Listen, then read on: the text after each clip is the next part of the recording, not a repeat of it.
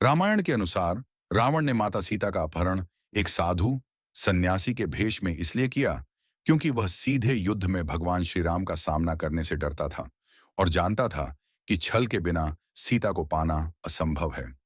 रावण को यह झांक था कि यदि वह अपने असली रूप में आएगा तो श्री राम और लक्ष्मण तुरंत उसे पराजित कर देंगे। इसलिए उसने मारीच नामक राक्षस की सहायता ली। मारीच ने एक स्वर्ण मृग का रूप धारण किया और पंचवटी में श्री राम और सीता के सामने प्रकट हुआ। सीता उस अद्भुत मृग को देखकर मोहित हो गईं और उन्होंने श्री राम से उसे पकड़कर लाने का अनुरोध किया।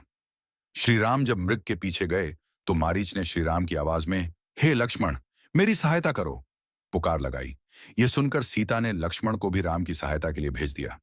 जैसे ही लक्ष्मण कुटिया से बाहर निकले, रावण ने साधु के रूप में प्रवेश किया।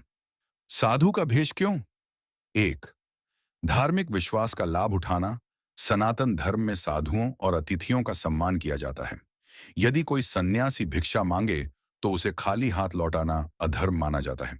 इस धार्मिक परंपरा का लाभ उठाकर रावण ने सीता को धोखा दिया। 2, सीता को भ्रमित करना।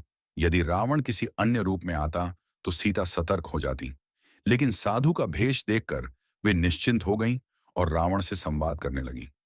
3, श्री राम और लक्ष्मण की अनुपस्थिति। रावण जानता था कि सीता की रक्षा में कोई नहीं है। साधु के रूप में उसने विश्वास जीतने का प्रयास किया और जब सीता ने लक्ष्मण रेखा पार की तब उसने अपना असली रूप प्रकट कर उनका अपहरण कर लिया।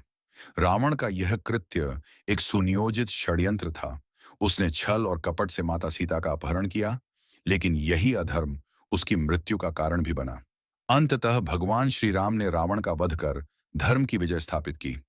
यह कहानी हमें सिखाती है कि अधर्म और छल का अंत हमेशा बुरा होता है और सत्य की विजय अवश्य होती है।